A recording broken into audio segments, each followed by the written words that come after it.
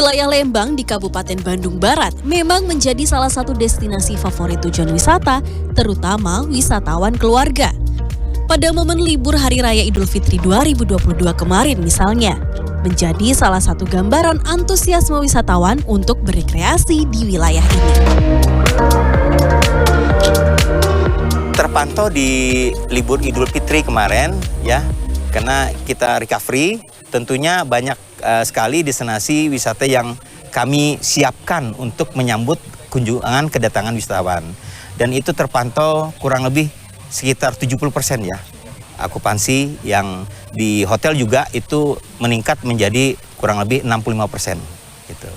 Yang dulunya barangkali di bawah 50% ya.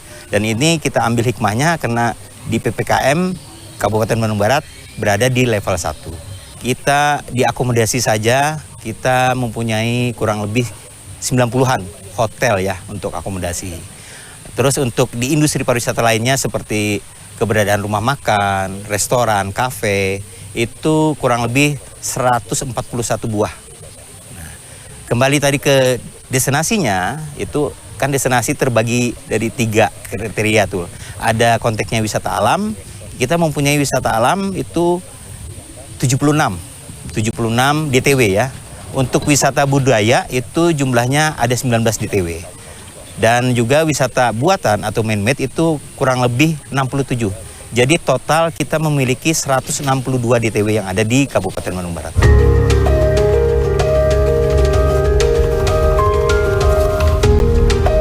Potensi ini yang menjadi penggerak bagi para pelaku usaha untuk berlomba-lomba menghadirkan aktivitas wisata keluarga yang bisa mendatangkan cuan.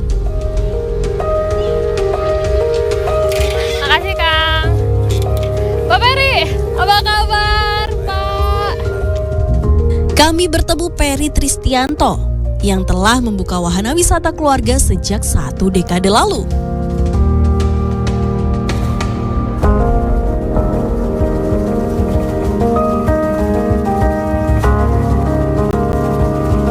Pak Peri, kalau Bapak sejak kapan Pak mulai melirik bisnis wisata keluarga, lalu kenapa kemudian tertarik untuk mendirikan lokasi-lokasi wisata keluarga? Begini ya, usaha saya dari permulaan itu adalah target marketnya wisatawan. Dulu Ciamplas, Cibaduyut, sepatu, jeans, terus factory outlet. Terus sudah itu berubah, orang nggak belanja, orang bermain. Nah di situ saya ikutin terus gitu. Pak, kalau boleh dikasih kasih bocoran gitu ya, Pak. Nilai investasinya untuk mendirikan satu wisata keluarga tuh berapa, Pak? Dan tergantung ya, sangat-sangat tinggi sebetulnya untuk bikin wisata itu selalu sangat-sangat tinggi lah ya, sangat tinggi dibandingkan bikin toko kan ya. Karena infrastruktur yang cukup berat dengan lahan yang cukup besar, misalnya The Great Asia Afrika tuh sekitar 5 hektar, floating market 12 hektar, di sini sekitar 13 hektar, ya seperti itu. Jadi cukup berat ya. Range-nya berapa tuh Pak?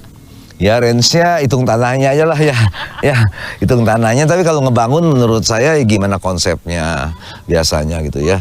Biasanya kita bermain dengan 30-40 M misalnya, tapi kan dengan bisa sampai 90 M tapi dari hasil. Apa Pak yang Bapak tawarkan kemudian? Inovasi-inovasi? Ya kan saya dengerin Pak Arief Yahya dulu Menteri Pariwisata, 60% karena culture, 35% infrastruktur, 5% buatan manusia. Nah itu saya ikutin terus. Culture itu apa? Culture itu kekuatan daerah situ. Ya misalnya culture-nya dari kulinerinya ya, misalnya dengan daerah Subang, Nanah Subang gitu. Jadi saya bikin bolen Nanah Subang. Oh iya tadi saya lihat di depan ya Pak ya. Kalau di Lembang misalnya susu. Farmhouse susu Lembang, saya jual susu, tahu susu. Deren wisata kuda, misalnya di Lembang dan di sini. Dari dulu juga Lembang tuh kuda gitu. Nah, jadi yang di daerahnya floating market sama dengan makanan-makanan pinggir jalan di daerah Lembang. Yang dibawa betul, ke floating market itu. Betul. Kalau keunggulan bisnis wisata keluarga tuh apa Pak dibanding dengan bisnis-bisnis sebelumnya? Kita yang penting ini di Jawa Barat, menurut saya kita menjual suasana, udara, dan budaya. Budaya yang paling penting apa? Menurut saya hospitality. Keramah tamahan yang harus nomor 1. Itu ya. Ya. Jadi customer itu jangannya raja, bukannya raja. Customer itu adalah teman.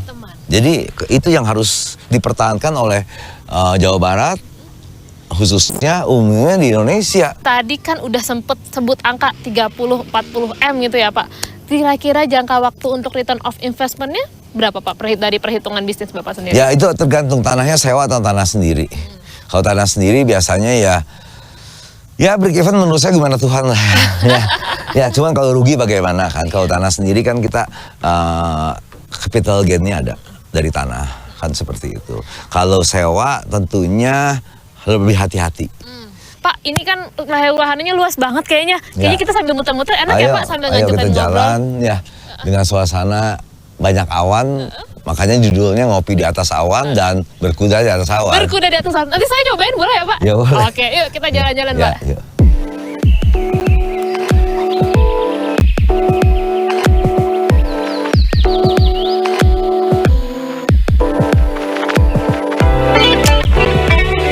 Ini suasananya emang seperti ini ya Pak tiap hari? Ya, setiap tempat kan mempunyai keunggulan masing-masing. Di sini kan ya hutan seperti hutannya masih saya pertahankan. Jadi tempat-tempat saya tuh The Great Asia Afrika itu kan jurang saya bikin. Floating market air.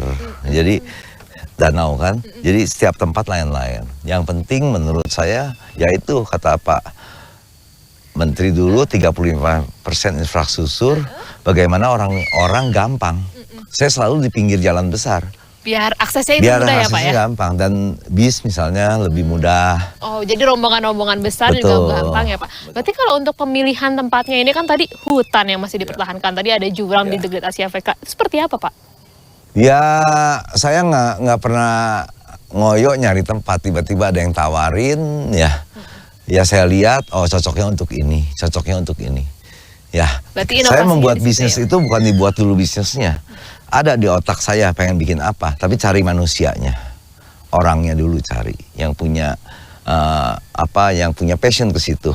Dari karyawan kita siapa? Itu pasti. Ya, terus kemudahannya, maksudnya kemudahan akses. Aksesnya tadi ya Pak ya?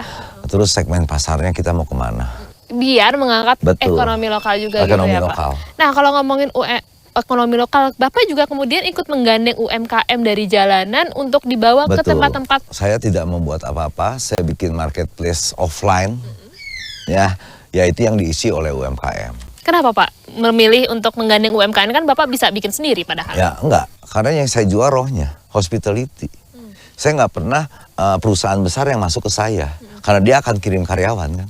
Nah tapi kalau UMKM dia sendiri. Yang kita jual apa sebetulnya makanan biasa lah semua ada.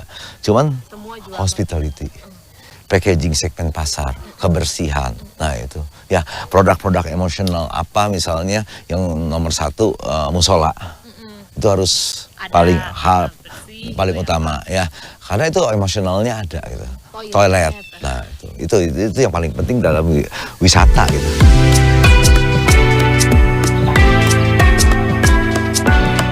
Dari perbincangan saya bersama Peri Tristianto, saya menemukan fakta unik terkait pemberdayaan ratusan UMKM yang menjadi penguat kehadiran wahana wisatanya. Mereka berhasil mengubah hidup menjadi lebih baik, bahkan ikut menggerakkan perekonomian nasional dengan membuka lapangan pekerjaan baru dan mengurangi angka pengangguran serta kemiskinan.